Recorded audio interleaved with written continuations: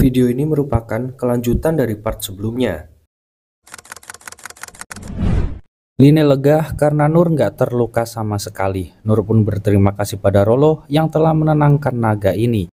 Tapi Rollo mengaku jika bukan dia yang melakukannya. Nur pun meminta agar mereka mengesampingkan urusan ini dulu.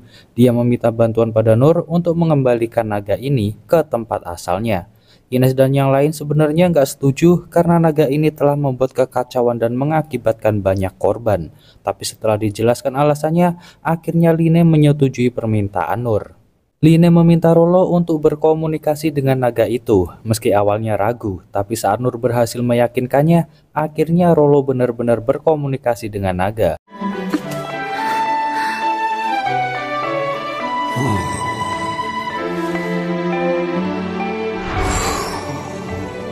Sang naga akan menuruti jika memang ini permintaan dari majikannya.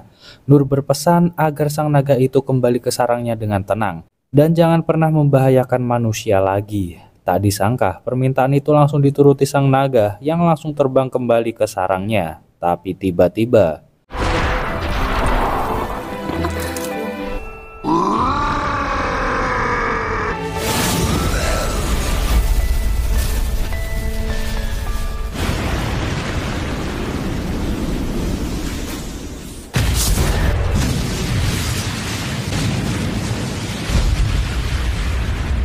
rupanya itu adalah ulah sang Raja Deridas. Dia mengklaim jika naga itu hanya sekedar bidaknya.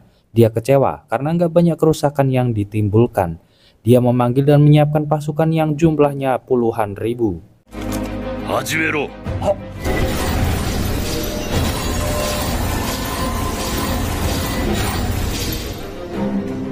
Dia kembali teringat dengan perjanjian kerjasamanya dengan salah satu orang ini yang strateginya menjanjikan kemenangan untuk kerajaan Deridas.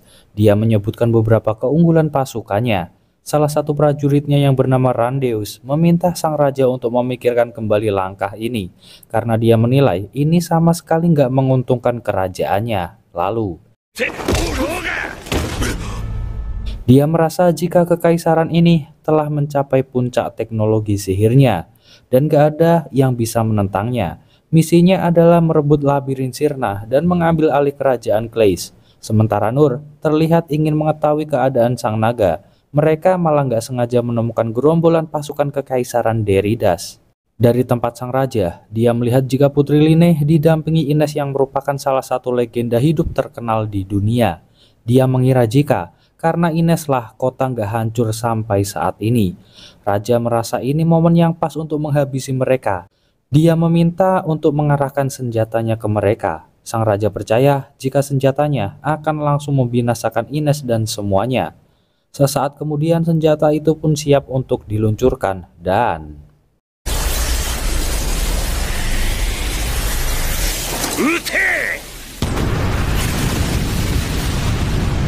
Ines yang menyadari bahaya meminta Line untuk pergi bersembunyi dan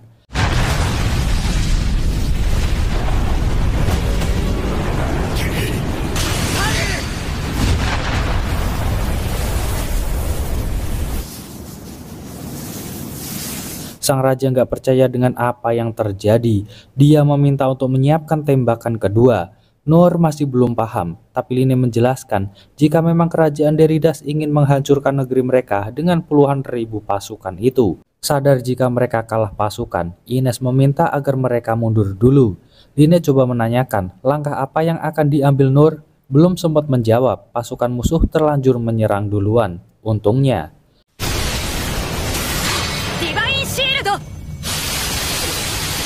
sang raja makin kesal dan meminta agar mereka segera dibereskan.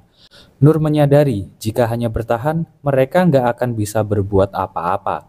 Dia pun memilih untuk mengulur waktu dengan sengaja menjadi umpan untuk mereka. Meski nggak ahli bertarung, tapi kalau soal kabur, dia ahlinya. Pengalaman masa kecil ini adalah bukti yang nggak terbantahkan. Dia berjanji akan kembali, jadi nggak ada yang perlu dikhawatirkan. Line paham maksud Nur. Dia segera mempersiapkan sihir ledakan angin yang akan dia kendalikan terlebih dulu. Senjata musuh udah dipersiapkan dan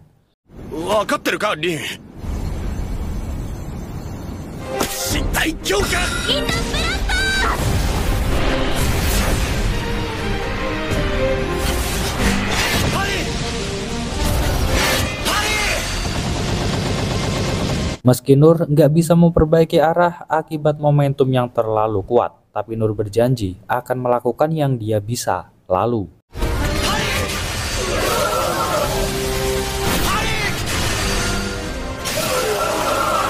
dia hanya perlu berlari ke sana kemari sambil menangkis agar Line punya cukup waktu untuk kabur. Sang raja benar-benar gak percaya jika semua pasukan dan persenjataan canggih mereka bisa diacak-acak oleh satu manusia.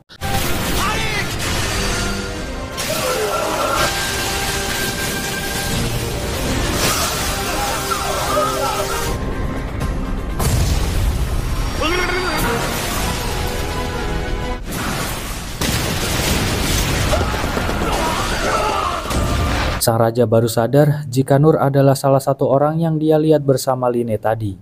Dia masih nggak percaya Nur bisa sampai di lokasinya secepat ini. Dan kini Nur hanya tinggal berhadapan dengan sang raja. Meski sempat panik, dia sedikit tenang saat teringat menggunakan zirah kaisar yang terbuat dari ori halkum plus senjatanya. Tapi rupanya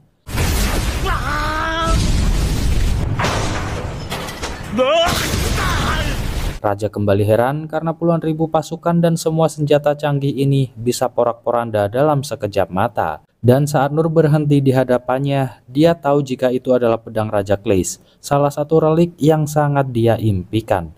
Pedang yang terbuat dari logam nggak dikenal dan manusia biasa pasti nggak bisa mengangkatnya. Dia lalu sadar jika yang dilakukan Nur hanya ingin mempermalukan dan mempermainkannya, lalu tinggal disiksa sampai mokat, hingga membuat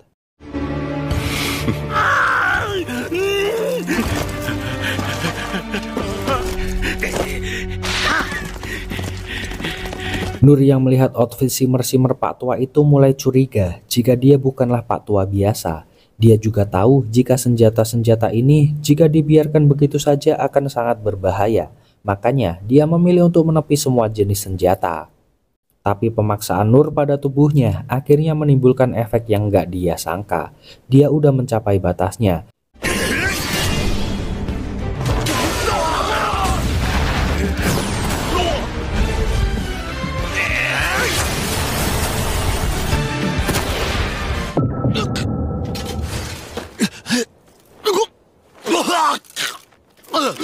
Dia berharap teman-temannya bisa kabur saat ini, dan beruntung, 6 kudus datang di saat yang tepat. Dan kini, satu-satu dari mereka mulai menunjukkan keahlian masing-masing. Nur sadar jika mereka adalah guru yang dulu mengajarinya, dan dia senang akhirnya bisa bertemu kembali. Mereka juga mulai menyadari jika dia adalah Nur.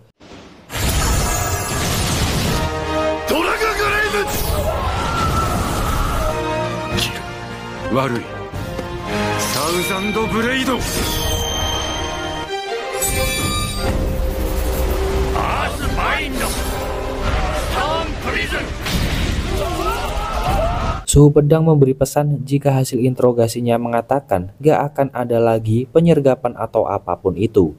Dia juga dapat info jika hanya sang kaisarlah yang berhasil kabur dari peperangan yang ia gagas ini. Okon menganggapnya pemimpin cupu karena membiarkan anak buahnya jadi korban di saat dia memilih melarikan diri. Nur yang gak sengaja mendengar percakapan itu ngasih tahu jika dia sempat bertemu dengan sang kaisar yang tampil mencolok dengan outfit simmer-simmernya. Tahu jika outfit itu berbahan ori halkum yang bisa ngasih berbagai kekuatan. Mereka yakin jika kaisar udah sampai di kota perbatasan saat ini dan gak akan mungkin mereka bisa mengejarnya. Nur punya solusi untuk itu. Mereka semua dibawa ke naga pesakitan yang dinuklir oleh sang kaisar. Mereka semua terkejut karena gak menyangka bisa melihat langsung sang naga legenda. Selain itu mereka juga pangling karena Nur udah sebesar dan sekuat ini sekarang. Mereka pun larut dalam reuni di saat yang genting ini, tapi Okon sendiri masih belum yakin jika mereka bisa menunggangi moda transportasi seperti ini. Nur memintanya tetap tenang karena ada sang pawang di sini. Gak berselang lama, naga itu pun mulai tersadar kembali. Dia langsung mengamuk. Nur tahu jika dia sedang marah. Rollo membenarkan dan ngasih tahu jika naga itu sedang menunggu perintah balas dendam dari majikannya. Nur meminta agar semua bersiap. Gak disangka jika Ines dan Line juga akan ikut serta. Dia menjelaskan jika Rolo ikut maka mereka akan bertanggung jawab untuk terus mengawalnya. Sebenarnya Nur takut akan ketinggian, tapi karena dia yang menyuruh Rolo, dia akhirnya terpaksa ikut juga. Gak hanya mereka, beberapa kudus dan Rain juga akan ikut serta. Sebelum berangkat, Raja berpesan untuk negosiasi dipasrahkan pada Rain. Dia juga meminta maaf pada Nur karena selalu bergantung padanya dan meminta agar menjaga mereka semua. Rolo segera memberangkatkan mereka semua. Dua guru ini nyatanya nggak ikut mengejar sang kaisar. Mereka saling minder karena dulunya meremehkan Nur.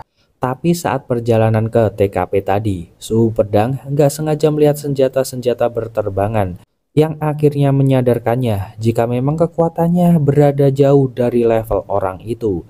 Meski mereka berdua insecure dengan kekuatan Nur, tapi faktanya mereka nggak menyembunyikan rasa bangga melihat perkembangan Nur yang udah sejauh ini. Mereka saling berbagi tugas untuk mencari keberadaan sang kaisar, tapi yang dicari nggak kunjung ketemu. Hingga nggak terasa, mereka sudah terlalu dekat dengan wilayah kekaisaran, dan sepakat untuk kembali jika menemui jalan buntu nantinya. Hingga Line melihat jika sang kaisar sedang ugal-ugalan di atas jembatan. Tapi karena dia juga udah dekat dengan gerbang kekaisaran, jika nekat menerobos, maka kemungkinan besar mereka akan terluka. Mereka masih aman karena menggunakan sihir pengelabuhan, tapi jika ketahuan, sihir mereka akan melemah. Rain mengatakan jika mereka nggak punya pilihan membiarkan sang raja pergi, karena musuh bisa menggunakan kekuatan magis untuk meningkatkan kekuatan tempur mereka. Dan inilah satu-satunya kesempatannya.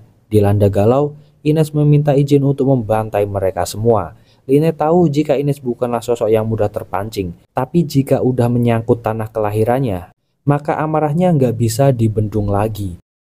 Rain pun mengizinkan Ines untuk melakukannya, dan yang terjadi.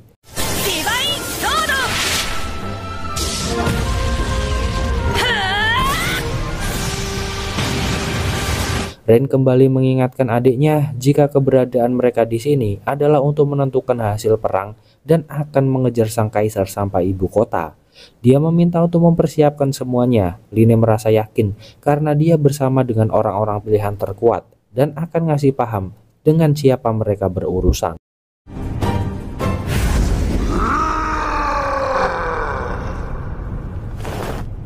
Itu dia Jess rekapan kali ini.